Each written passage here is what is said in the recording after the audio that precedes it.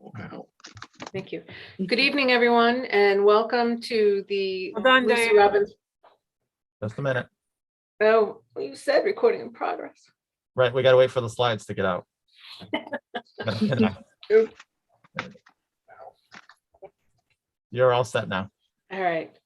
Good evening, everyone, and welcome to the Lucy Robbins Wells Library Board of Trustees meeting for Monday, February 14th. Happy Valentine's Day, everyone.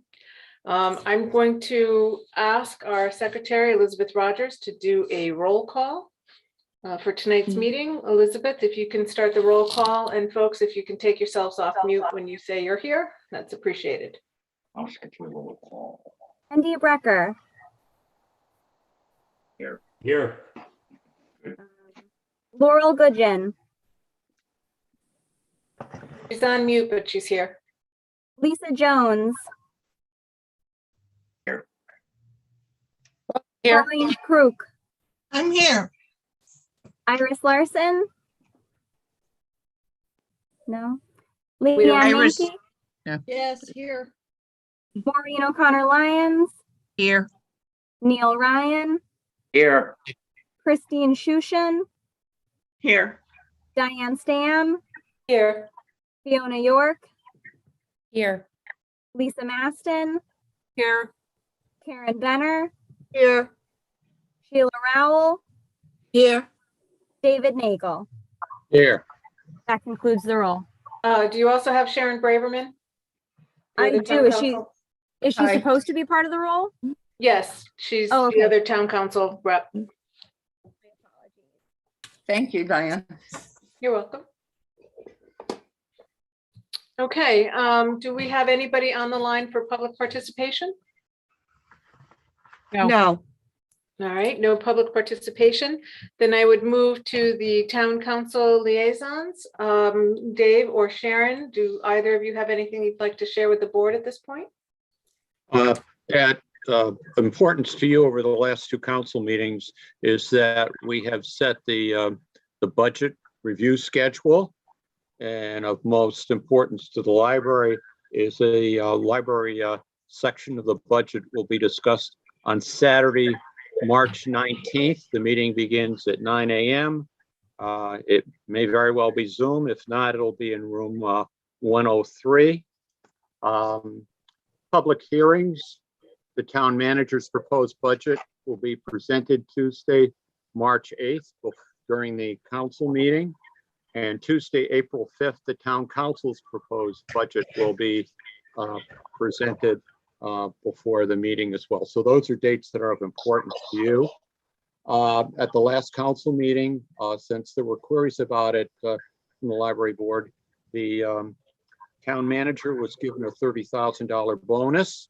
It was a bipartisan vote, and the monies to pay for that came from monies that were set aside for a new position for assistant town manager that was never filled in part because of COVID.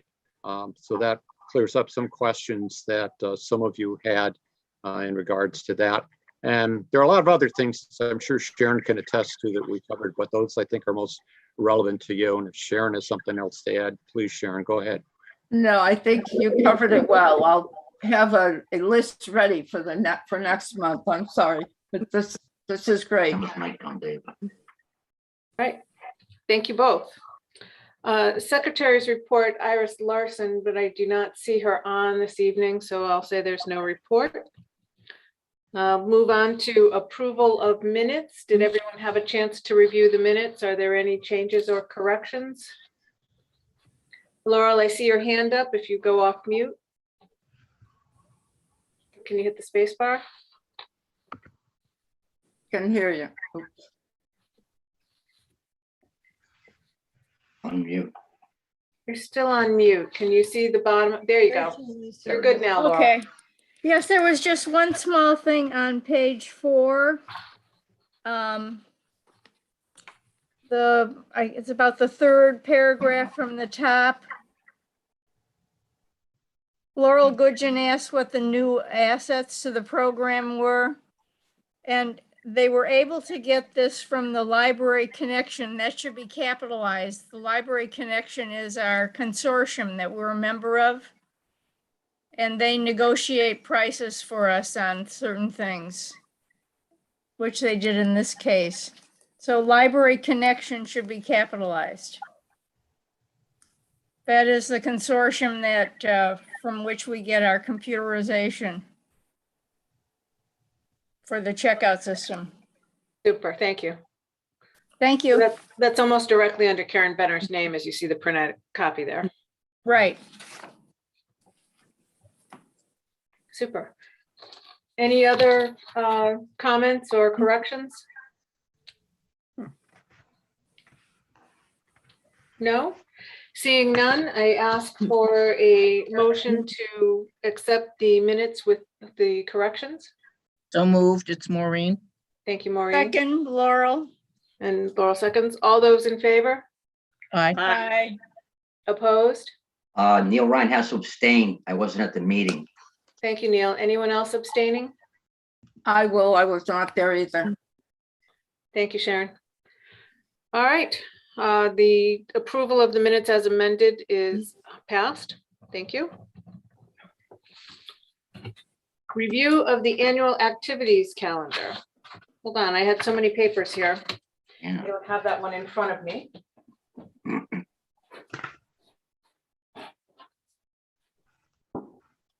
Here's my other file.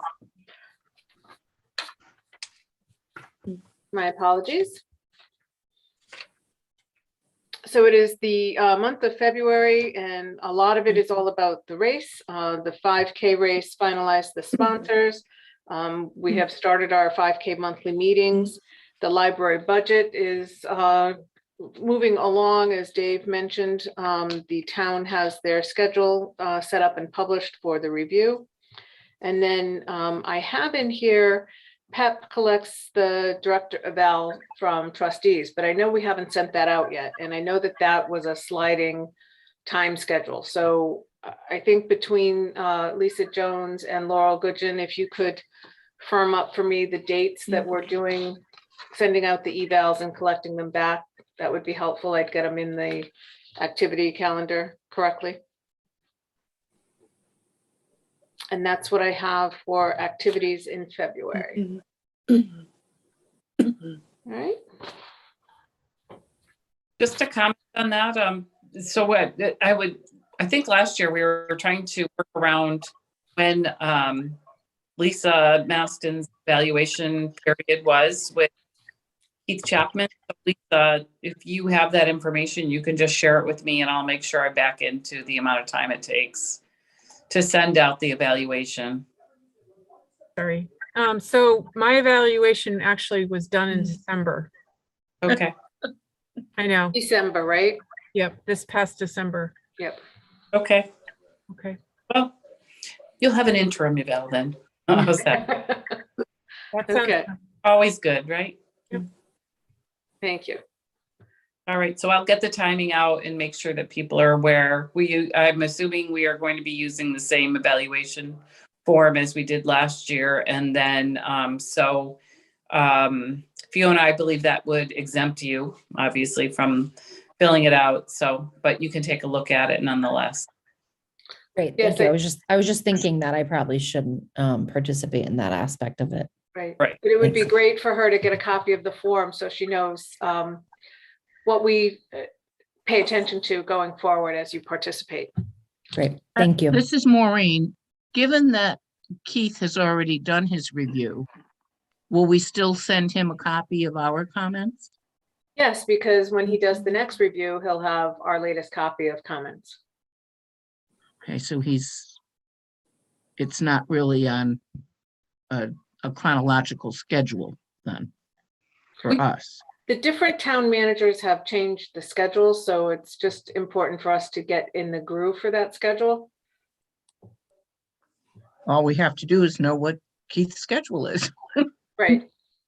So we'll get to that. All right, and right now it looks like it's December. Okay, no other comments on activities, I'll move to the treasurer's report with Leanne Mankey.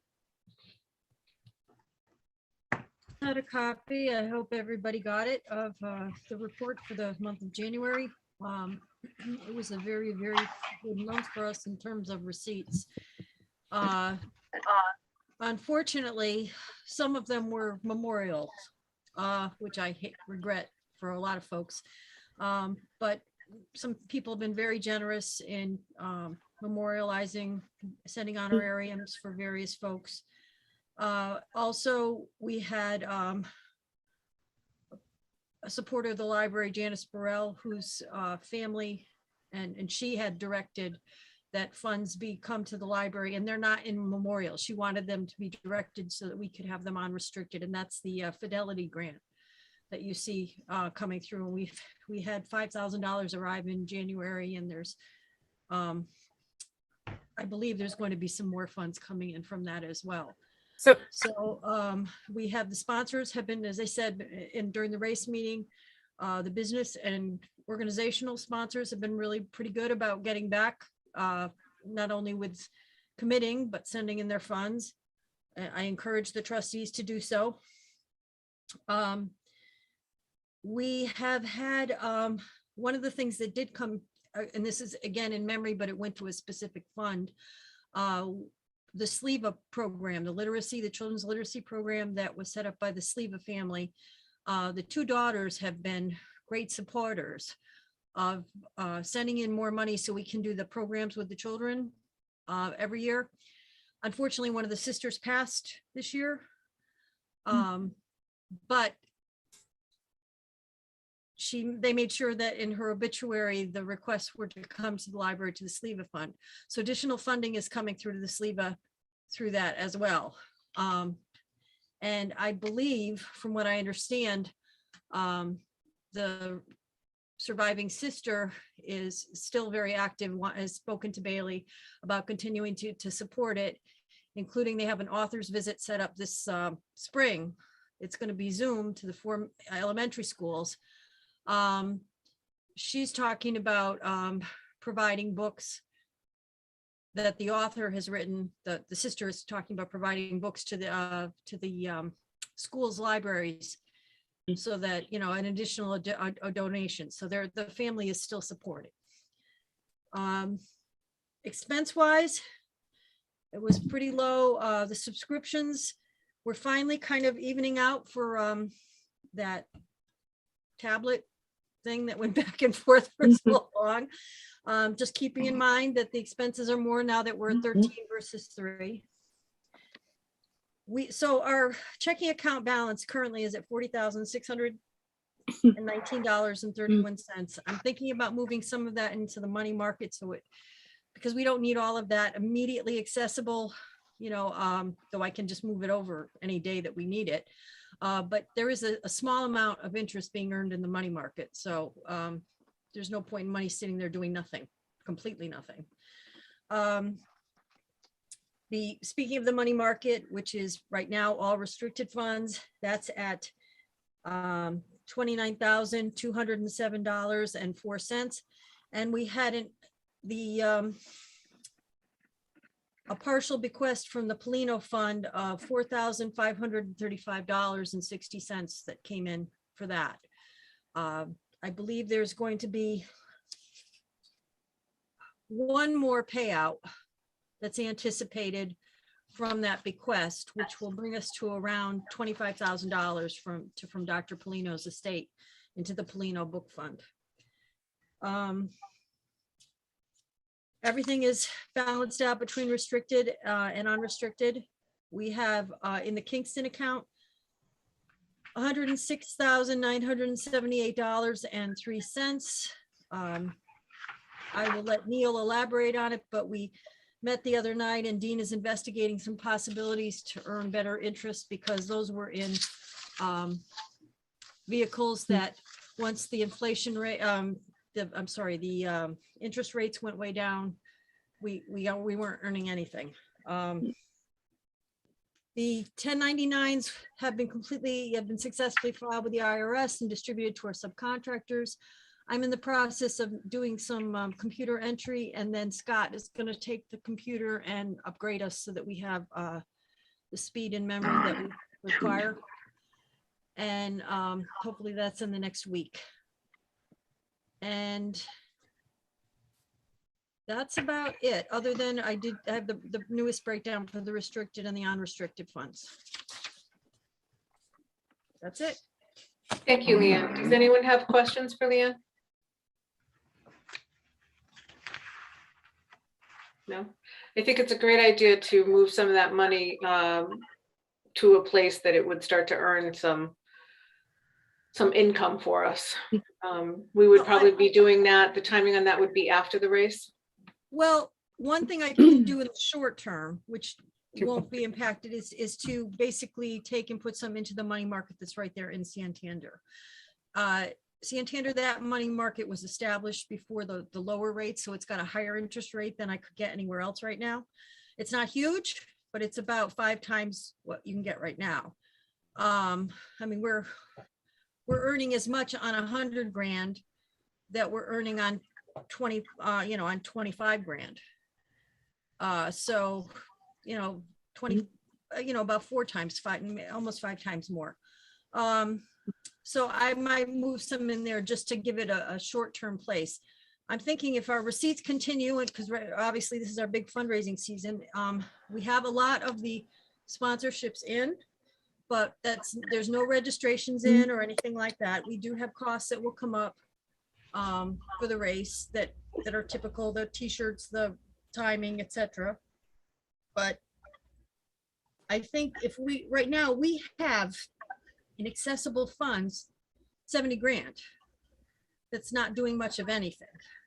So once we hit the end of the race, if we're at a place of 70, 80 grand, I think it would behoove us to put another 30 over into the investment availability. Not in anything that's going to get locked up, but would do better than where we can in just general checking and banking. Okay, that's great. Thank you. Anyone else have questions? No? All right. We'll move on to the library director's report with Lisa Maston. Hi, I just wanted to, Leanne, I'm just going to clarify about that $5,000 donation. It was Janice's cousin. It wasn't directed because of Janice. She didn't direct her to do that. Her cousin. Oh, I thought she did. I misunderstood. I'm No, sorry. no, that's fine. Janice's cousin donated $5,000 in memory of Janice to the library because she knew how much Janice used the library. So we're also anticipating a percent of Janice's estate, once it's settled, will come to the library as well. I was just going to give you an update. We kicked off the winter reading programs on February 3rd for adults and the 7th for the children's and for the teens. We actually had 180 adults sign up on kickoff day, which was, I thought, pretty good considering where we are. And I think we're definitely well over 200 people plus participating right now. The children's and the teen, they didn't have an actual kickoff. They just had the online registration started. Children's has an activity sheet that the kids can do to earn prizes, and teens, you have to do online book reviews and you get tickets for prizes. They did have a Take Your Child to the Library Day on February 5th, I'm sorry, February 5th. It was very low key, but they did have some things for the kids to do upstairs, including they have an I Spy tank that kids can go to the tank and, do it like an I Spy.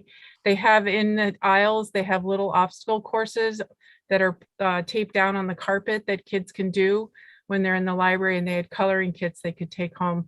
Due to COVID, we weren't trying to encourage big crowds, but we had something for people to do. And I think also if they called the librarians upstairs and had them put together a book bundle on any subject that they were interested in, they got a special goodie in their book bundle that they could take home that day and the following week.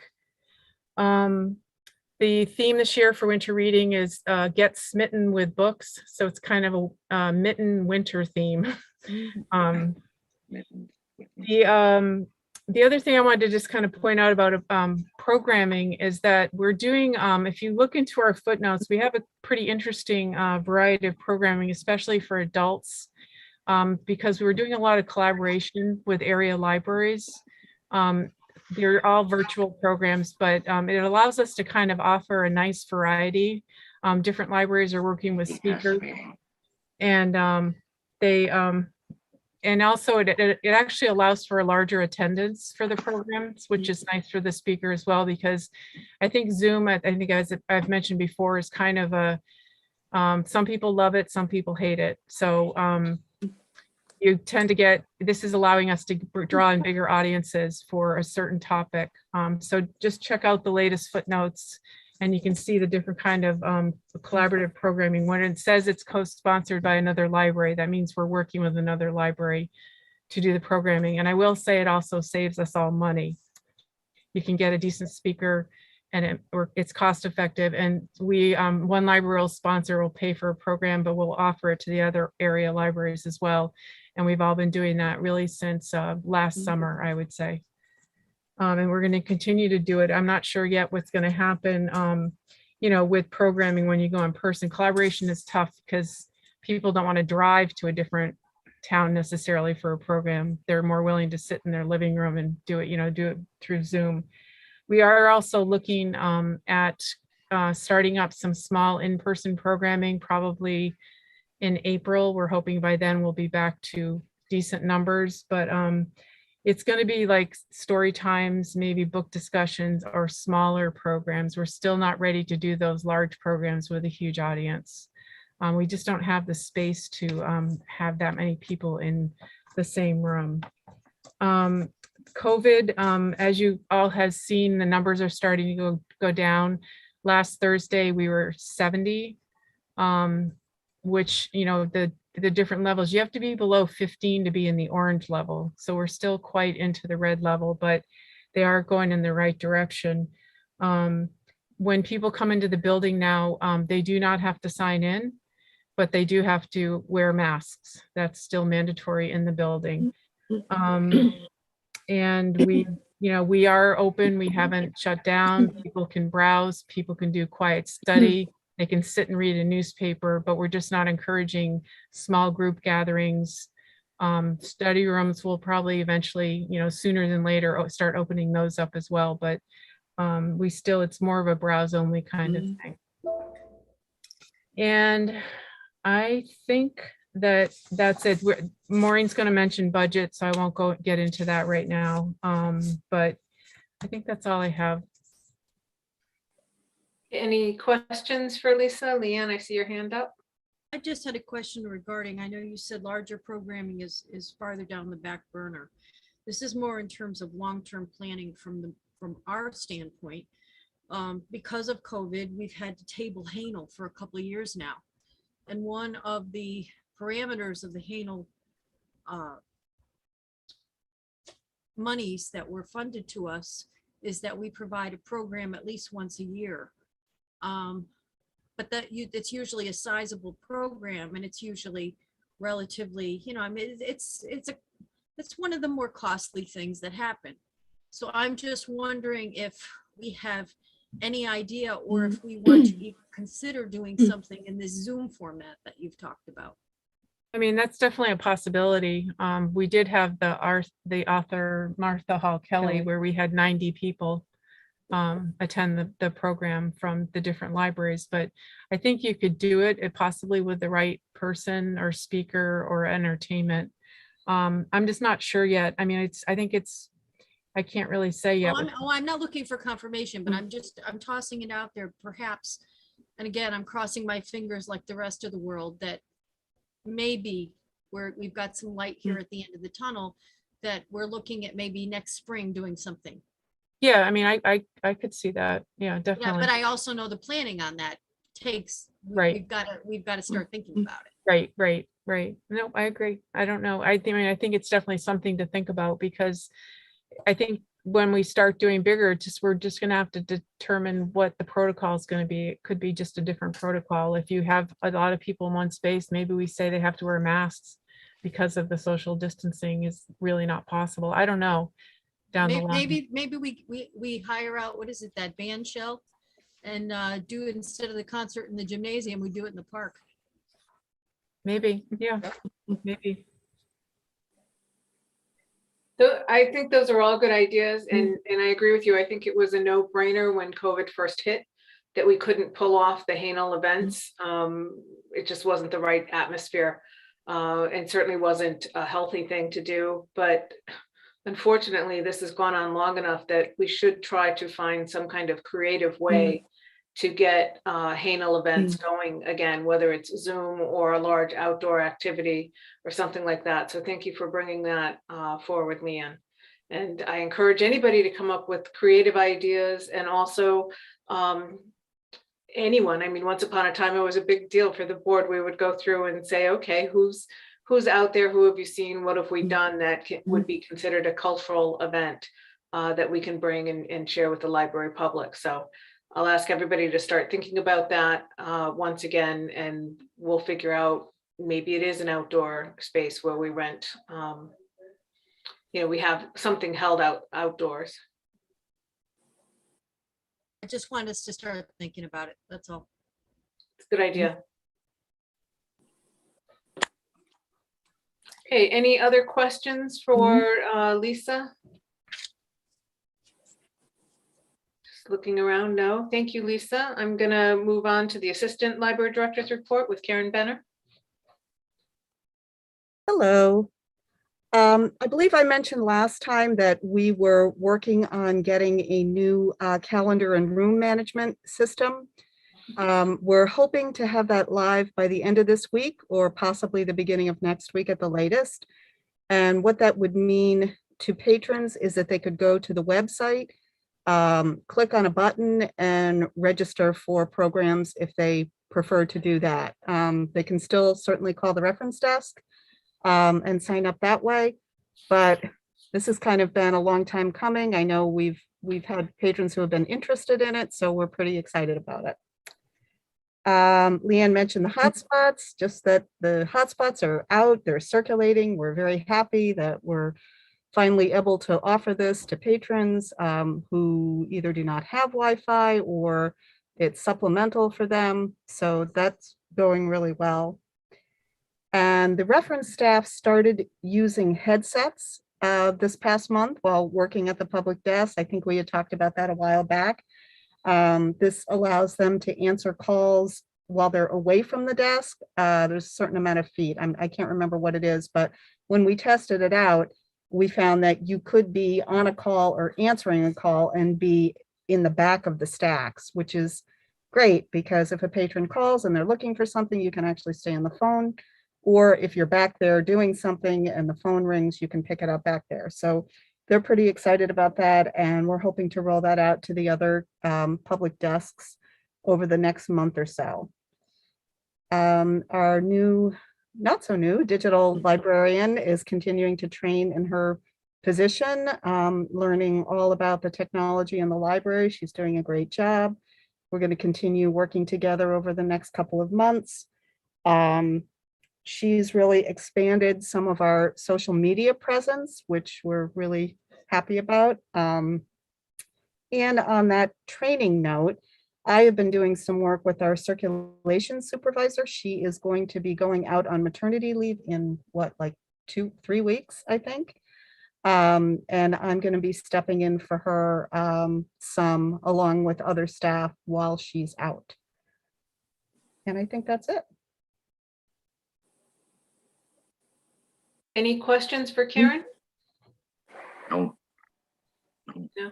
This is where the unfunded positions really begin to show the wear and tear on our staff overall. When you have vacancies and other things going on, it gets pretty thin on the front lines there. So thank you, Karen, for doing that. I know everybody's been reaching through this whole COVID epidemic, but also just from a budgeting standpoint, having unfunded positions makes it tight. So thank you. No questions for Karen? Beyond my editorial comments? All right, Friends of the Library, Sheila. Good evening. I've sent, I don't know if there's a way that you can show the pictures that I sent. I sent them to, I shared them to the board. I sent Okay. it out to the board list. Thank you. Yeah, that's our latest fundraising is this I Love Lucy campaign that we're doing through the month of February, which has been really popular, and it's really been a lot of fun too, because we've gotten a lot of, especially the kids writing out why they like the library, what they do there. We haven't them spread all over the library, and as of the last week when the Friends meeting was, I think we had made about $700 on that. So we're hoping to continue doing that through the end of the month. We are exploring the possibility of using the senior center for a book fair in the not too distant future. So that's still up in the air, but we're working towards it. We accepted the books that the fire marshal wanted out of St. Mary's, and that's that was a lot of work, but we probably were able to keep about 40% of them, and we added those to the children's department and to the Friends. And we have some carts in the lobby you may have seen where we're having a children's sale. And we have some other, we're going to bring another cart up when we don't have the tables there for the I Love Lucy. So that's where we are. Great. Thank you, Sheila. Any questions for Sheila? Just had a question. I think I know the answer though. Did the Friends already hold their February meeting this month? Yes. Okay, good. 'Cause I think Anna attended last week then, Yeah. I believe. I attended. Oh, you did? Okay, good, good. It was my month. Okay, good. That's it. Anyone else? So when I forwarded those hearts, Sheila, I think it's a great way to have an informal survey of our patrons to find out what they like and what works for them in the library. So that's great. And maybe we'll have to send some more people out to get pictures of the hearts as they're filled out, because I think that's just great information to capture in terms of what people like and what works for the library. And it would also be great for us moving forward, especially because it's in the hearts format instead of a 3x5 card. That might help us when we are trying to advertise why folks love and appreciate our library. So I think that's very helpful. I'm going to ask the question, are we taking donations? We are taking. Okay, We are- and any day, if you come to the library, you can drop them off in the bag. If you just call ahead to make sure, we have people in the library almost every day of the week now. And Michelle is able to accept some when she's there. So yeah, we are taking donations. We're thinking about maybe having another donation Sunday to see if people want to do that. It's easier for them. So we are planning to, but anyone we've had people call and we've gone and picked up some as well. Okay, but we shouldn't just show up at the library with our donations. We should call first. Unless it's a very small donation. I mean, Okay. if you just came in, we have a bin there. Okay, Yeah. all right, good. Thank you. Thank you very much. Appreciate that. No questions for Friends. We'll move on to committee reports. I'm giving one more look on the screen. Okay, committee reports. We'll move on to budget with Maureen Lyons. Hi, I spoke with Lisa earlier, and essentially the report is the same as last month's. I mean, everything is status quo with the budget. The Lisa and staff did some, moving around, Rob Peter to pay Paul, but to even everything out. But it's essentially the same budget as submitted last year, with the 0 increase. It's still disconcerting that we have those 2 unfunded positions. And but I guess the good news is that they're unfunded and not deleted. So that helped. I would just like to interject my great thanks to Lisa and Karen and other staff that fill in the blanks. You know, any of us who have worked in business situations know that that doesn't always happen.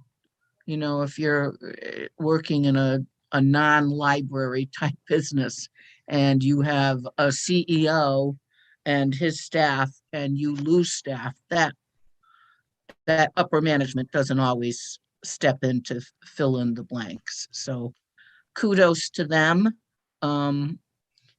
It truly is above and beyond, and I hope that that situation can be rectified in the near future. The only other thing about the budget is because everything is the same, the town manager is not having individual budget meetings with his departments.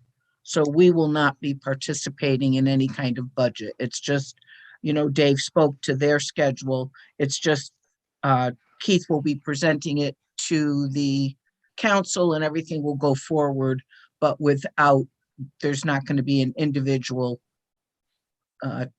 meeting with the town manager and the finance director as we've had in the past. You know, whether it's not with across the board for all departments. So the public meeting, and Dave and Sharon keep us straight, that's Saturday, March 19th. starting at 9. That's what I had down, but whether we're still having those days, do you know? I think he left. Dave, you're on mute. I'll find out and get back to you. Dave, you were on mute. I thought you tried to say something. Yeah, as far as I know, March 8th is the town manager's proposed budget, and the 5th is the proposed budget for the council. And I'm looking here to see if I can find dates. Council is The before dates the are town still the manager? same. I don't see it here at the moment. The town council's budget is before the town manager's budget? No. March 8th is the town manager's proposed budget. April And March 5th is the Oh, town April council's 5th. I'm proposed. sorry, I had March 5th. Yes. Okay. That's what I did. All right. Okay, so March 8th is the town manager proposed. Saturday, the 19th is public comments. Public hearing is also March 8th, the first public hearing. And the second public hearing is April 5th.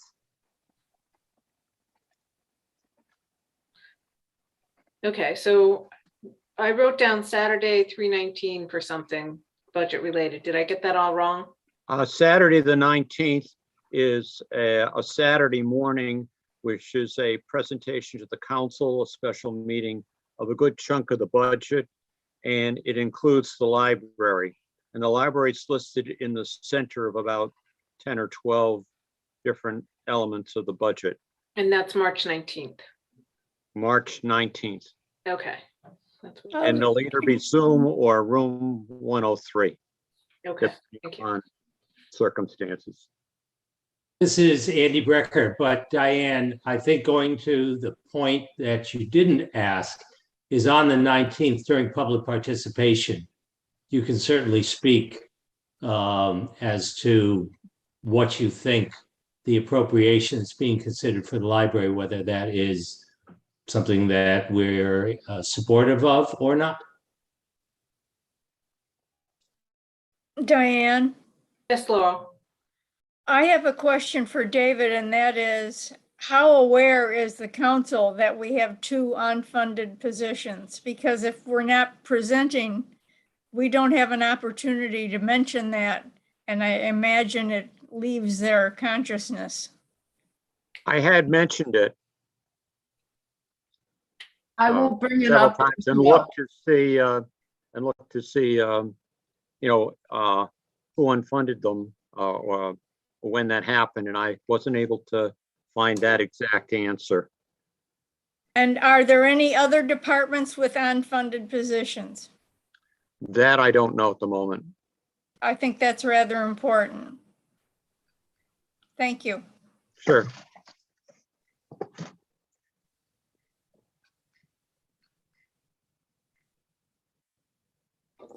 I'm jotting down notes. Thank you.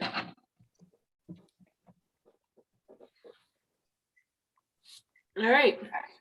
We'll try to get the answers to those questions. The next committee report would be PEP, Planning, Evaluation, and Policy with Laurel Goodgen. Laurel?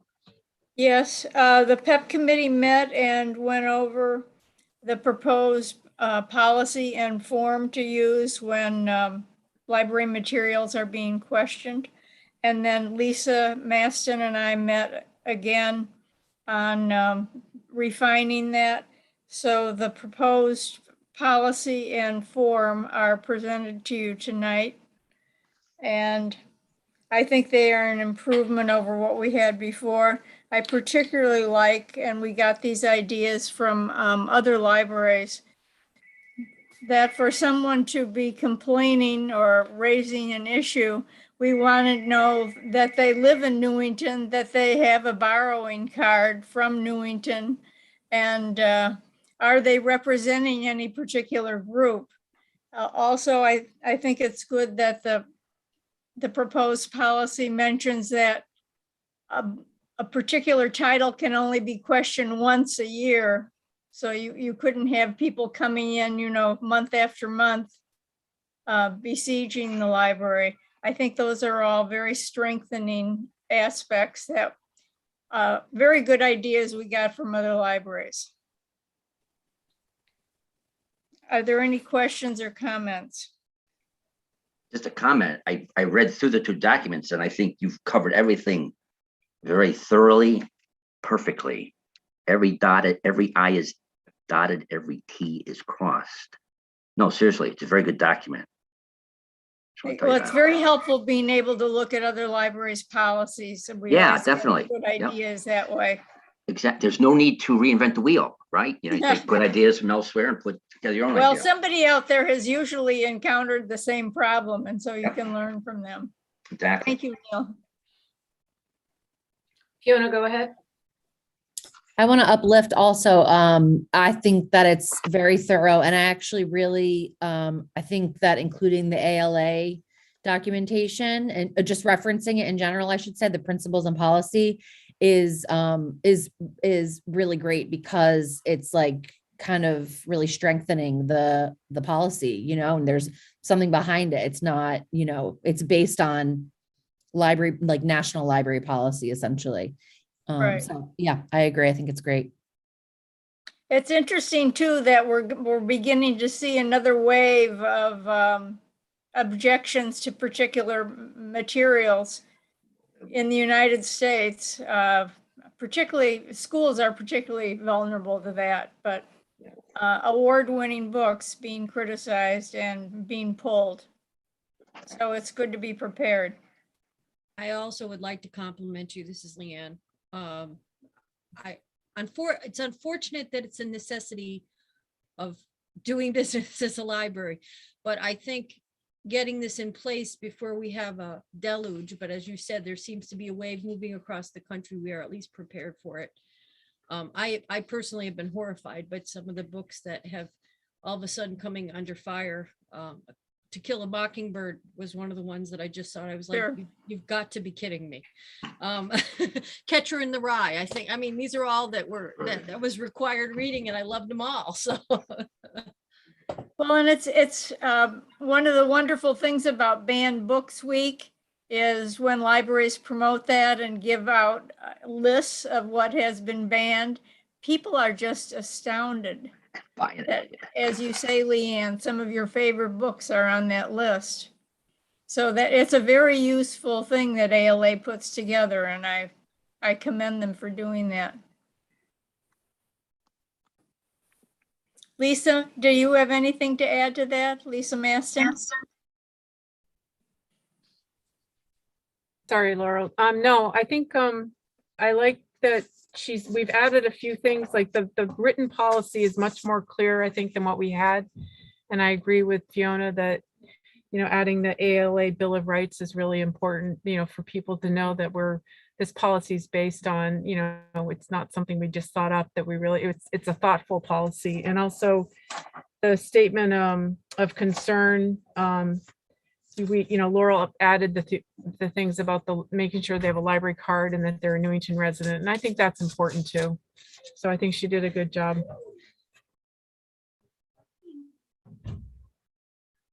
Great. So are we looking for a vote this month, or would we have to table it till next month? Well, It'd be nice to get it approved and we can move on to other things. I make a motion to approve the new policy for the review of library materials. And do I I have a- second the motion, if that's okay. Neil, you're seconding the motion. Okay. Correct. All those in favor, say aye. Aye. Aye. Any opposed? Thank you. Motion carries forward unanimously. Thank you, everyone. Okay, anything else from PEP, Laurel? No, thank you. All right, thank you. Investment, Neil Ryan. Yes. All right, I sent out the January 31st, 2022 report a week or so ago. And January was not a good month for our portfolio. If you look at the report, we dropped about $27,000. We ended the period January 31st, 2022. Our portfolio was valued at $780,052.33. Now, and that's where we stand as of January 31st. So got off to a rough start January, but the whole market took a beating. So nothing. We didn't underperform or anything. We took a hit like everybody else. Secondly, I also mailed out a copy of a report from the investment committee. Met with our advisor Dean last Wednesday on where we are with our portfolio. And I don't know if you had the chance to look through it, but the key points are that we're pretty optimistic with where we are with our portfolio. Right now, we've got a breakdown of about 50% in equities or stock and 50% in fixed income. And Dean suggested that it'd probably be best to move some of our money from the fixed income into the equities or individual stocks, which is fine. And based on our annual investments, where our investments are, we look for like a 6 to 8% annual return. Now that our risk reward factor has been and will be fairly moderate conservative in the sense that our highs may not be as high as the market highs, but our lows won't be anywhere near as low as market lows going forward. The other thing we discussed was as Leanne mentioned, the $106,930 in our, I referred to it as our savings account, which is wrong. I referred to it as our money market account. And Leanne did mention that Dean indicated there was a fixed income fund that provides a 2.15% yield, which is a positive. The negative is that we must remain in that fund for 36 months. But we talked about taking some of the money out of the money market fund and putting it into that fund to return a higher interest. And let's see, that was the other key point. And we will be reducing. Oh, I lost you. Where are you? Oh, good. Good. We're here, we're paying attention. Look at that. You can hear me. Good. You know what I look like, so there's nothing there. Yeah, we're going to be reducing our long-term bond exposure from a 6% to 2% during the year, since bond yields have been decreasing. And just in summary, our portfolio has performed well over the last 3 years. According to my figures, from 2019 to 2021, our average annual return is close to 11%. So we're outperforming. And I'd say overall, we're optimistic with where the portfolio is right now. Today was not a good day, but it's only February. And our plans for our next meeting will be tentative, but sometime later in the year. For now, we'll have another meeting with the investment committee and Dean. But right now, that's where we're at. Super. Thank you, Neil. Questions? Okay, does anyone have questions for Neil? No? Thank you. Nice job. We'll move on. House committee report with Diane. So I had sent out the task list from the walkthrough, and you can see that we're chipping away at some of those things. Some things are seasonal and won't be done until the weather is more appropriate for that. But probably the largest thing that had happened over the last month is that we did have a pipe burst. And again, it was towards the front of the building and the vestibule area. And unfortunately, the water leaked through and fried the security panel. So that had to be replaced rather quickly. And I know from Lisa and Karen that our facility manager worked with them to try and set that up. And there is a small heater in that area. It just was not enough with the, single digit temperatures that we were having there and some of the wind chills to keep that area going. And Lisa or Karen, you can correct me, but I think one of the interim fixes is when we know it's going to be that cold. When you come into the library, there is a double door there, but we would keep the inner door towards the library open to facilitate airflow so that it will get more of the warmth from the overall library and not just be dependent on that small heater as that goes through. But again, the staff does a good job of trying to knock off all of those items that can be handled on a regular basis through the library. It continues to look good. Lisa or Karen, I don't know if you have any updates on the leak. I know the panel was replaced and I assume everything's going well, especially as we're getting another little cold snap coming our way. Yeah, yep, everything is fine. I mean, the water, there was no water damage, permanent water damage. I mean, some got into the community room carpet, but that would dried up pretty quickly. The biggest challenge was that it fried the board on the fire alarm. So, but that got fixed within a couple days. Joe did a really good job getting that fixed. We also did have a couple frozen pipes in the study rooms that same weekend. So we leave the doors open at night now on the study rooms to make sure that there's a heat flow in there as well. But right now, I believe everything has been fixed. Great, thank you. Does anybody have any questions for House? No? Oh, Fiona, yes? I have a question. Just with the frozen pipes, is that happening at night when the building is closed, or is it happening? I know it's kind of hard to say too, but I'm just trying to think of other ways, maybe space heaters during the day, obviously not leaving them overnight running, but during the day. Well, unfortunately, I think one of the problems was I think the location of it, it was actually on the Monday holiday in January. So it was 2:30 in the morning that the pipe burst. I think what we're doing now is I think it seems to be more at night that, when the heat kind of goes down in the building as well. It would just so happen that weekend we were closed, I think Sunday as well. So you didn't have that heat flow of the door opening and closing. But we had never had a problem with that pipe before in all the years where it's been really bitter cold temperatures. But it is an aging building, and they said the pipe could have given for many reasons as well. We are trying to kind of locate those areas where they could potentially be problematic and watch them as well during the day, especially when you have like the kind of weather today, or even if it's colder, that we can check on them at least to make sure everything's working. Okay, thank you. Any other questions? No?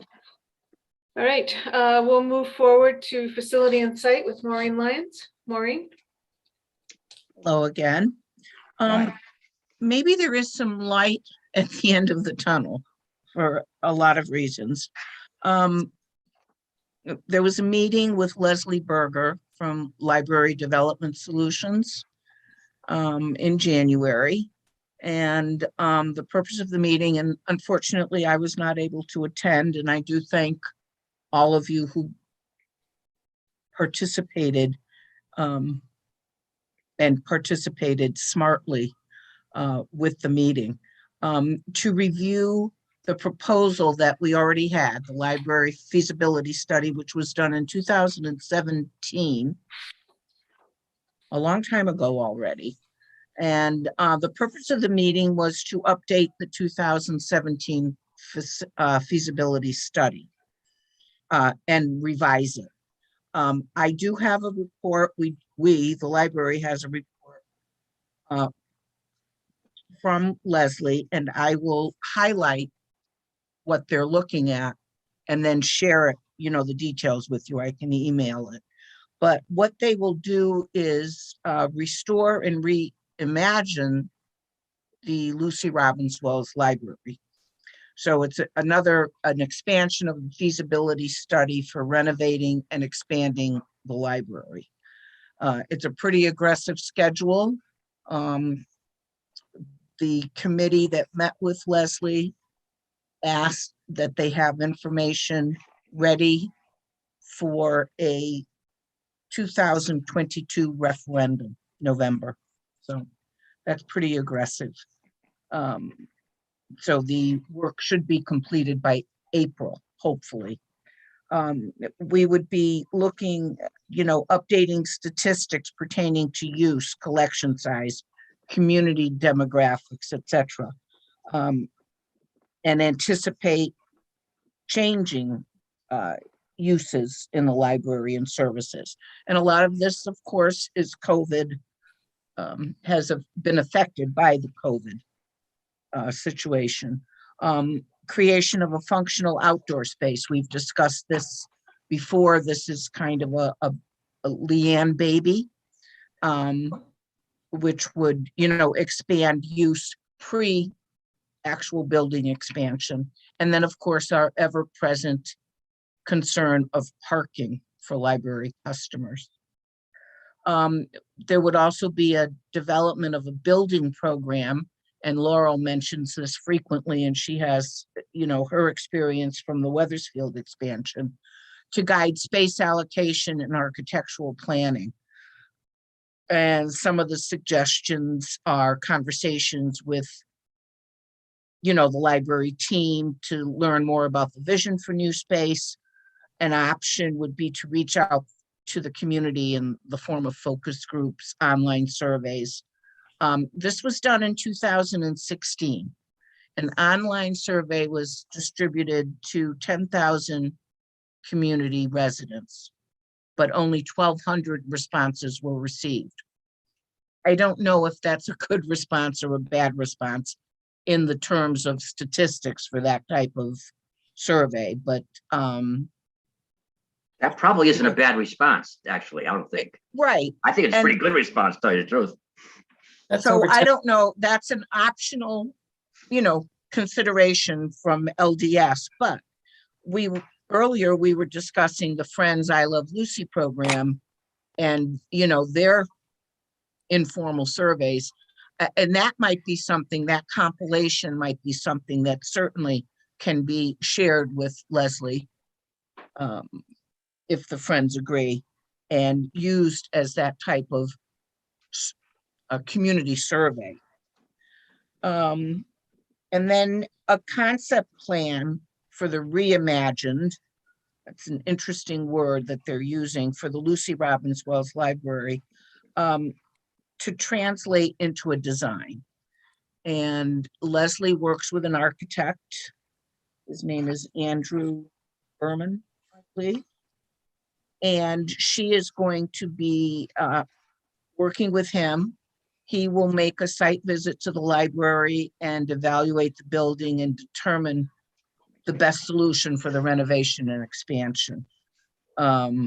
He's got quite a resume, and I, we can share that. I will share that with the whole board as well. And then, of course, there were 4 key options or points. And the 4th would be to meet with the board, the Friends, town council, and other library stakeholders to present to the building program and concept plan and get feedback and then provide advice on the referendum campaign. Again, it's a pretty aggressive schedule. The committee has asked that Leslie and her folks have something to us by April in order to prepare for a community referendum in November. Obviously, this will require meetings with the town, but we are moving forward and it's encouraging. The fee proposal was Diane presented the proposal, the fees to Keith Chapman, and there are monies that are available to pay for this feasibility study. So we're going forward pretty aggressively. We'll be hearing from Leslie. We'll all be involved in, with our input as well as other stakeholders. And I personally am very, optimistic about this. Happy about it, and cockeyed optimism, that this can actually go forward. There's been so much activity in the town with a townwide building committee, and then there were still individual building committees for various departments. I think, our concept has changed since we had the library building committee, because of course a new town hall has already been built. There's the the Parks and Rec facilities, and all this has to be taken into consideration as to all the interrelationships with the facilities in place and the library's needs. So that's where we're at. I will share this information with everybody. It's a real basic outline. There's not, the detail hasn't been, it's not granular as of yet, but more information will be forthcoming. I have a question. Yes. I just wanted to know the data that I submitted regarding the plot sizes, etc. Was that clear enough for her? Does she require something else? In the outline that she does not indicate that she needs more information, but I think, again, what she provided was an overview. So I think as we, as they delve into this, she'll ask for more specific information. I mean, what did you? Maureen, you just went on mute. You must have hit something. So I did send. Oh, I'm sorry. I did forward those plot plans. So basically, okay, so she what we saw had talked about was, we have our original plot of land and then the other two parcels that we purchased, and that's. Oh, I'm sorry. I was thinking only in terms of what Leanne was talking about for the outdoor space. I misunderstood. I wanted to make sure she was looking to find out exactly what footprint was available for anything. Yeah, And she has all that information. So what I sent should be enough for her to generate it, or are we going to do something beyond that? The reason I ask is because that is basically town records.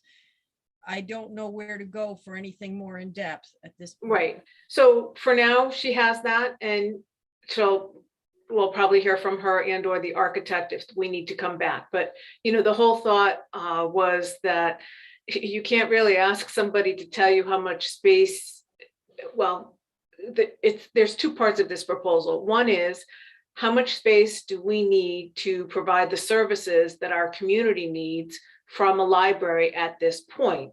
And then the second part of that is, okay, so how much space do I have to work with to try to accommodate these needs? So that's why we were giving them the plot plans for the other two lots that we have. And I thought it was important for them to understand that while it is a temporary parking lot right now, that's there. But we have the town parking lot and our parking lot and the land. And if you are not intimately involved with all the back and forth that we've had over the last 10 years, certainly the last, 3 or 4 years, it's not readily apparent as you drive up of, where those boundaries are or what your available space might be. So that's why it was so nice for Leanne to be able to get that information from town records and pass it on to them. Maureen, it's Andy Brecker. When will the detailed proposal be forthcoming from Leslie?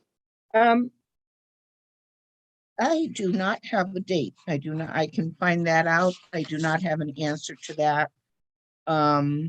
We had asked her to have that detailed proposal to us in a couple of weeks. Well, the overall, yes, the overall work is to be completed by April. So we will be seeing more information.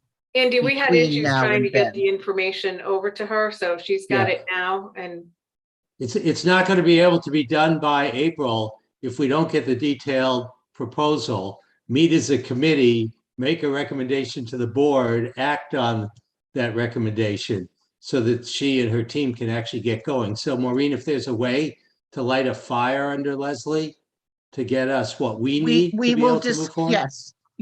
that'd be I don't great. know. Yeah, we'll do it. I don't know if Laurel, light a your hand fire is is the up. right term. Yes, I greatly appreciate the board's zeal in moving forward with this renovation. I am very, very concerned that we are moving too fast. I have been through a renovation and it was nothing of this scale in comparison. I've been spending the last month reading the Practical Handbook of Library Architecture, and it's over 900 pages long, and I'm about on the 600th page. There is a great deal of detail that we still need to accumulate, particularly from the staff on what their needs are, and that has not been done.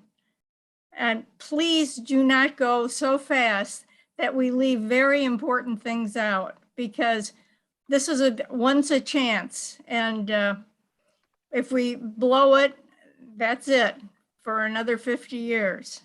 So please, let's do this thoughtfully. Thank you.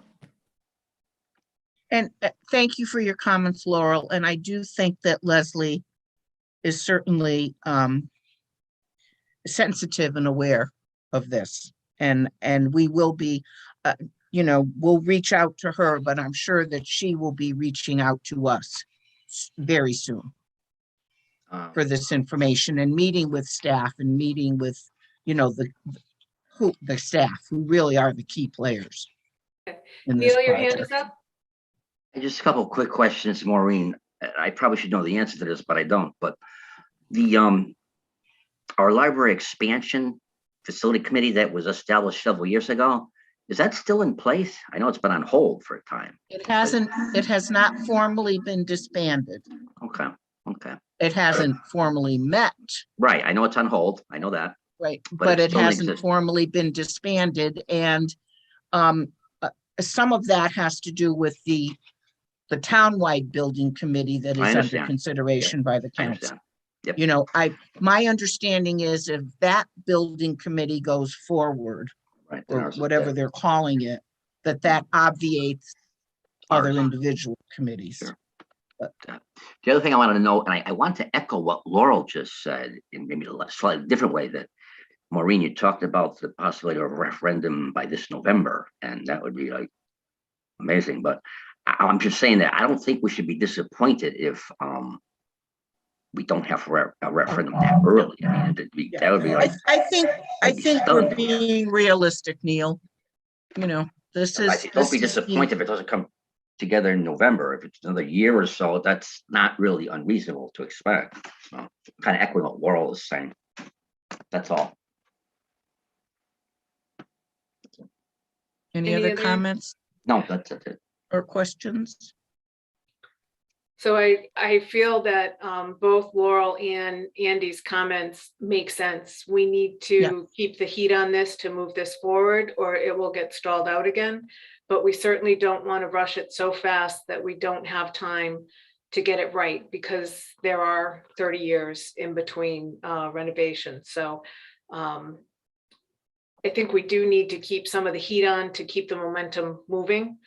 But if we feel it's not right, then we should feel comfortable saying we can't make this deadline. We're not, right. Absolutely. And Leslie obviously would be taking direction from us. Right. Okay. Just, I just wanted to concur with let's keep the heat on, but let's not jump the gun either in Right. terms of, we want to have it right. Being fast and messy isn't going to solve any problems in the future. It's probably going to Keeping the heat on and undue pressure are, right. But I think we have to make sure that this just doesn't get tabled and given the impression it's forgotten. It's not. We're on it and we're going to keep talking about it. With that in mind, though, and again, I know you call it my baby. I just don't want us to abandon all thoughts of other ways to an interim, right? Go right in the interim. If this is something that isn't going to happen for a few years, I think we should not close ourselves to the possibilities of, as we mentioned, and I'm not saying it's the answer, but the outside pavilions or one pavilion are something that we may still want to explore. And I also want to go back to the fact that it doesn't have to necessarily come from our funds as much as I think then we have to get creative in terms of, I know the town and I don't know a lot about it, but I believe we have a grant writer. We start looking for things like grants or sponsorships to put something like that up. And it's a big scale, but we need to think about that whether it's interim or You're breaking up, Leanne. I'm sorry. We have to think about it, whether it's interim or long-term planning and how we're going to fund that. We have to think outside the box, grants and other things. Okay. Yeah, just one more point. These two things are not mutually exclusive. We have plenty of time to get to detail. The actual architectural work will not occur until after the referendum is approved. Right. And so what we need at this point are that concept plan, I think was the term in Leslie's kind of broad proposal. We need to know enough to be able to make sure there's enough money to do the things that we believe that we want to have done.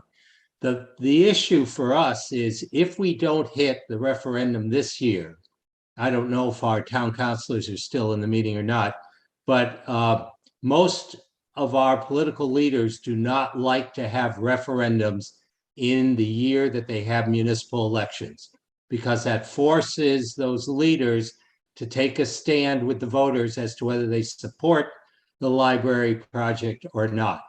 And with the group of leaders that we have right now, they're not bold people. And we can't count on them to be out front doing it. So that's why if we could get to this year, when it's a year with non-municipal elections, we have a much better chance with getting support for the referendum. Thank you, Andy. All good comments. Yep. Okay, we'll move on to fund development. Anna is not here this evening, but she did give me a report, and I'm going to just read what she sent in. The committee would like to request permission for legacy flyers to be included with the June and October 2022 mailings.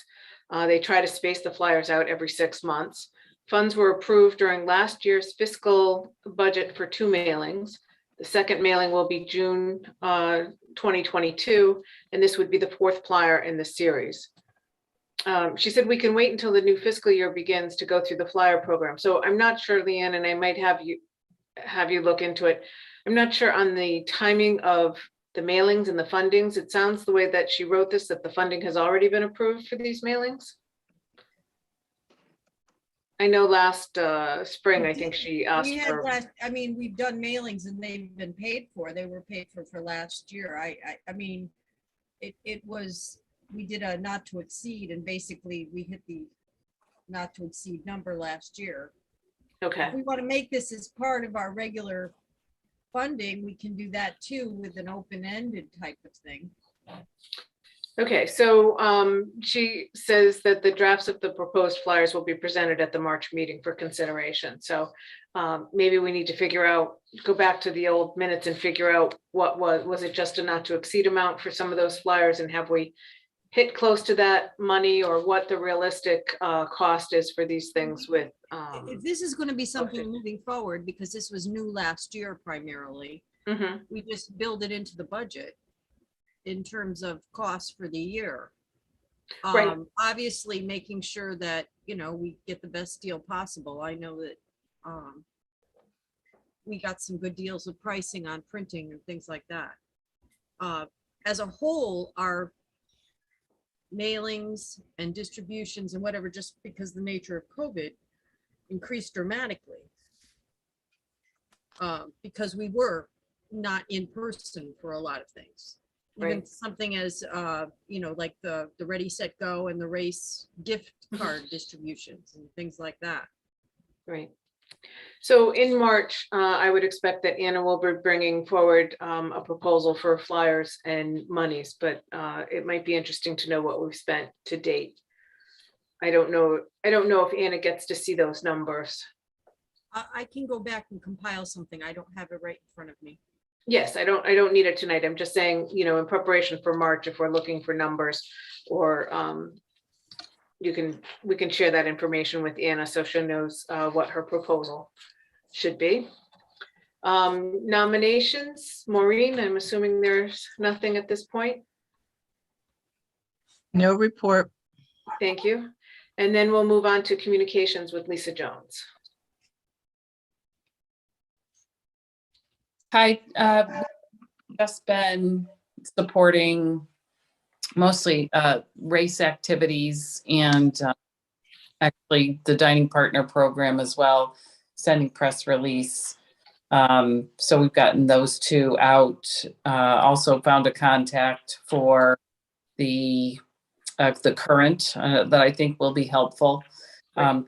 I haven't heard back from her yet, but I found the contact name, and there seems to be now a community contact that we can utilize. So that's another good piece. As I mentioned earlier, in the race, I have reached out to the high school to see if the band, orchestra, that sort of thing, they're willing to be involved in the road race activity, and developing a flyer, probably using existing materials, to reach out to other organizations in town to support, again, making this the 25th anniversary of the road race, something a little more spectacular. So continue to work on those kinds of things. I know Chris Shushan has an update on lanyards and other materials too. Chris, do you want to just talk for a couple of minutes about your proposal? Oh, sorry.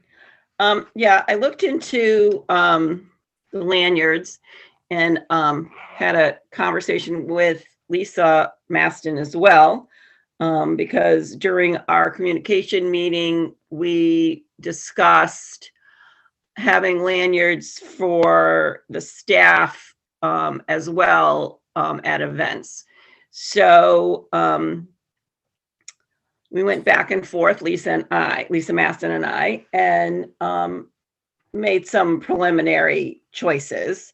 What I put together was a lanyard that is dark green with white lettering, and it would say Lucy Robbins Wells Library over and over again, all the way around. I don't know if you can see. Let me see if I can show it. This is what it would look like. And attached to that would be a soft plastic case. And within the soft plastic case would be an ID badge that said either staff, or for the Board of Trustees, it would say Board of Trustees member. I'm pretty sure I could, for each trustee, have their name put on it. That's something else I have to look into. I'm pretty sure I can do that. It just depends. It just depends if we want to do that or we just want to make it generic. And the costs vary depending upon a lot of things, but I looked up for, if we just go with the current number on the board or slots that are available. And then I added 5 to that. So I calculated for 20 people initially. That would be $146.36 ish. So I would say around $150, depending, for just 20 lanyards and the case and the ID badge. If we get them for the staff, and Lisa had asked between 30 and 40 pieces, and I calculated 430. Excuse me. Oh no, I'm sorry. Sorry, I was looking at the wrong thing. I calculated for 40 for the staff. That would be about $280 just for the staff that she requested. And, you know, we talked about the colors, and she said either the green or she liked the royal blue. And I thought it would be good to have 2 different colors so that, you know, we can differentiate between the board and the rest of the staff. She liked the royal blue, which is a very nice color. And it would be basically the same type of thing, the lanyard with the case and the badge. Or you could just have the lanyard with the badge and not get the case. So that, you know, the case itself doesn't add very much money to the whole thing. So whatever. If we, you know, allotted funds for the whole shebang for the staff and for the board, it would be, you know, I would reserve, I would consider reserving for in a proposal around $500 just to have the funds there to say, you know, just to have the funds there to decide how many people we actually need to get for. Not necessarily that would be that much. It would probably be much less. It would probably be in the $400 range for all the staff that she asked for and for us. If we want to get enough lanyards for a duplicate set of board members, so 30, that adds even more to it. So I don't know what people think. I was going to put a proposal together asking that we, you know, reserve $500 for this project. And then we can go from there and make the final decisions as to how many we would get, you know, if people want their names on it and so forth. So I just want some feedback. It's Andy Brecker again. I make a motion that we appropriate $750 for the purchase of lanyards, color and design to be selected by the Communications Committee. I think 750 is a bit steep. Not to exceed 750. I trust them.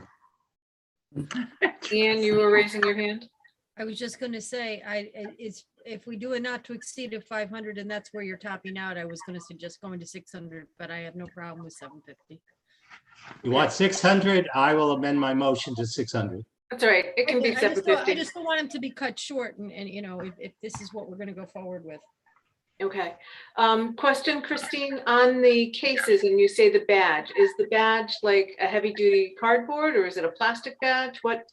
It's a PVC plastic badge. So let me see if I could find, you probably cannot see. Well, can you see it? Not really. So it's more like a white credit card that you would have a name on? Yeah, like a name badge, like for your work you would have, right? Like people wear those to open the doors and things. So, right. So a lot of times if you just have that without the case itself, they snap off, they break off that, you know, I figured with the plastic case, it would be a little better. It would last longer. I mean, there's various different, you can have a leather case, you can have this, you can have that, but everything adds money to it. So I went with the like most conservative route possible. So, you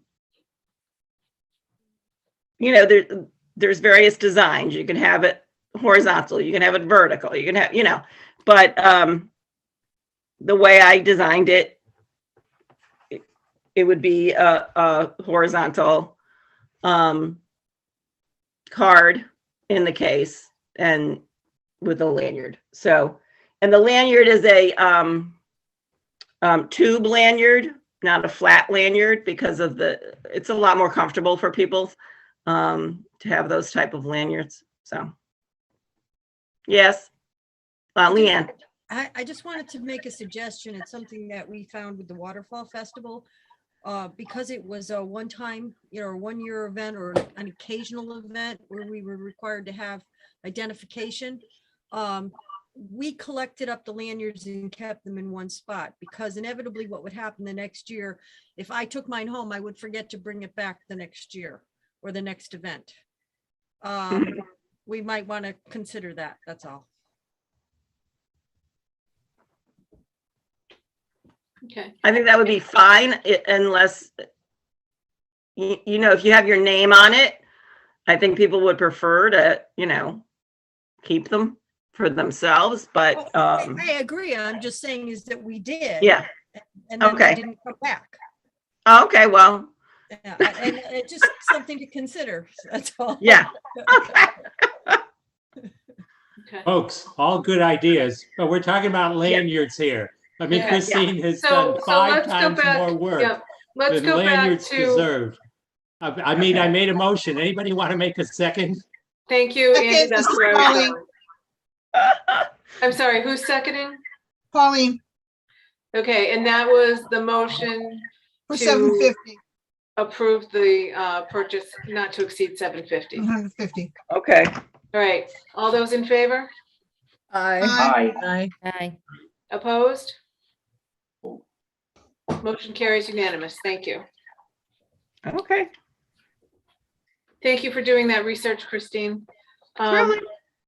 Any other questions or comments for communications? Lisa Jones, did you have anything else? No, This is- nothing else to report. This is Maureen. I would Yes. just like to thank Lisa and her committee. I've been on the board for several years, and this communications committee is really stellar, I think. Thank you. Thank you. I would second that. Thanks, everyone. Okay, next item is old business. Excuse me. So the library 5K challenge race, we did have our meeting earlier today. Next month, our meeting for the 5K race will start at 6:15 because we keep running over. So, and certainly as we get closer to the race, we always seem to have more time or need more time to go through and do that. One of the items that came up is because it is our 25th anniversary, the option of having the colored dry fit shirt. So instead of having the white with the colored ink on it, we could choose a colored dry fit shirt to differentiate this race from all the other races. There are hundreds of colors to choose from. The difference would be that the cost of the shirt itself would be an additional 50 cents. And we normally order around 300, sometimes 350 shirts.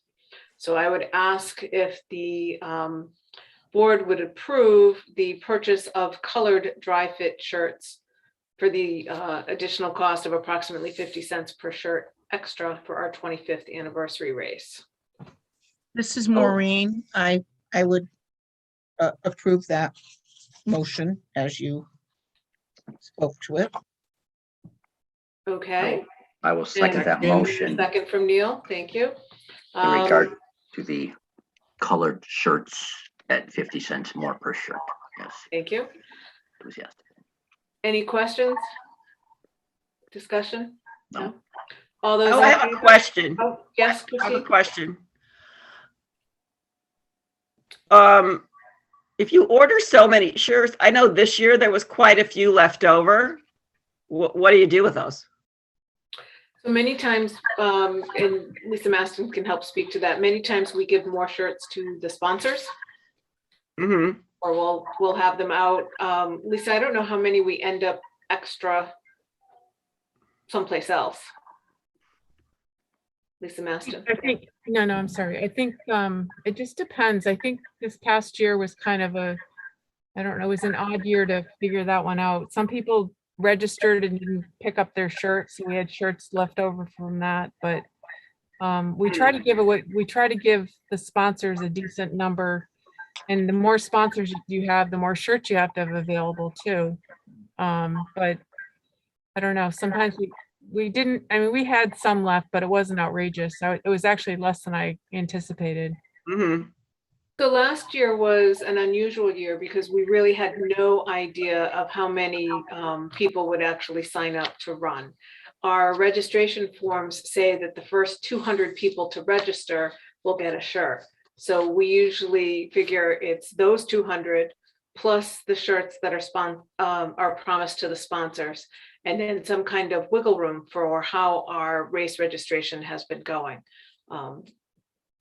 You know, it's no secret that all things COVID, nobody really knows what the numbers are. So yes, we did seem to have more shirts left over. There was a time where, and I'm exaggerating just a small amount, I felt like we needed an armed guard at the t-shirt table when we ordered fewer shirts on certain years, because we did have that many people coming. They do like the shirts and like to have them. So for those numbers, for those shirts that we had above the first 200 registrations, we would call out their numbers and they could get shirts, you know, until we ran out.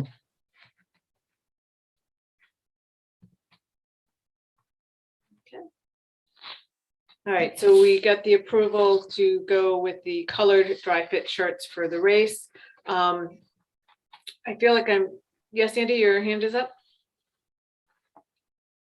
I was just voting. Oh, okay, thank you. I don't know that we actually took the vote. Did we take the vote? No, No. Thank you, it was, Andy. it was proposed and seconded. all Now those- we vote. All those in favor of paying the extra for the colored shirts for our 25th anniversary, say aye. Aye. Opposed? None opposed. The motion carries unanimously. Thank you. No. And the other thing that was critical on the race meeting, and Neil, I'll have you chime in on this, but Anna had nicely put together a task list, and it's our job to go through that task list and make sure that we have identified people with names rather than just some kind of a quasi title to go through this. And the reason I get nervous with that is that even though we've been doing this race for 25 years, for many of the past years, Anna Eddy has been an important piece of making sure that some of those last minute details and other details are done. Everyone who volunteers is important, but she's been a linchpin. She's been the one that's reached out to most of the sponsors and can be that main touch point with them. She is going to be out of the country for the week or so before the race and during the race. So we need to make sure that we have those areas that normally she tended to, that somebody else is assigned to them and comfortable tending to them. So Neil was going to go through the list that she had provided and make sure that we identify who's possible to oversee that. And again, this is our largest fundraiser, as Lisa Maston said earlier. So we're looking for support from everybody on the board. This is the list. Everyone should have received this from Anna in case you're not sure what it is. It's a task list of the race by month. You all have a copy. But as Diane said, I'm going to check with Anna specifically for the items she does as we get closer to race day. And I will do that. I think the only other thing of note, maybe of note that could, as far as the discussion during a road race, is that we've actually had more volunteers over the past few years than we really need as far as the high school kids. because we had one of our sponsors, American Eagle Outfitters, offering to provide, volunteers for the race day. So we're thinking about maybe staggering the times when the volunteer high school kids show up, like 8 a.m. to do stuff, and then 10 a.m. to knock down the stuff. Because I guess past year or two, we've actually haven't had enough work for all the kids to do, which I didn't realize that until it was discussed this year. Which is better to have that problem than not enough volunteers. That's all. Okay, thank you. So again, just to go back to that task list, if you notice, it says things like sponsor coordinator, race committee, trustee. So our goal is to actually have a name next to those tasks, not a title, if you will, so that we know who's doing what and nothing falls through the cracks.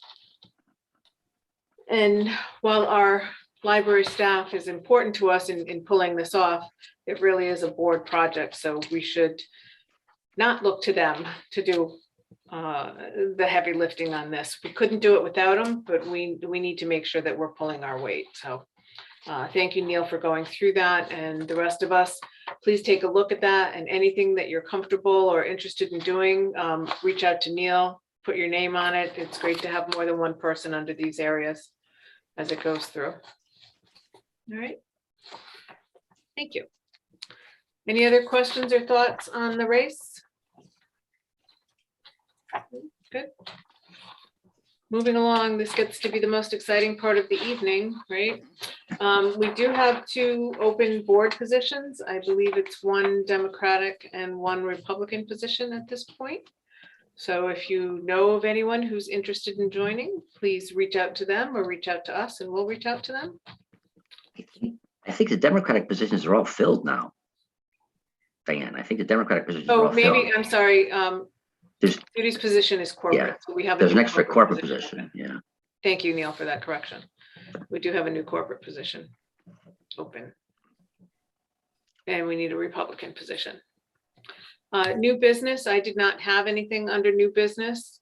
Public participation, I don't know if anybody else had joined.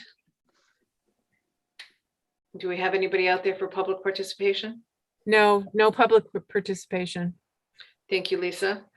So the last item is adjournment. May I have a motion for adjournment? So moved. Rush. Okay, Leanne made the motion and Second, Pauline. thank you, Pauline. All those in favor? Aye. Aye. Aye. Thank you. And I have to ask, any opposed? No. I don't think Thank so. you, everyone. I appreciate your time tonight. Hey, so long. Thank you. Thank See you. y'all down the road. Bye-bye. Bye. More? No? Wait a second. Everyone has to.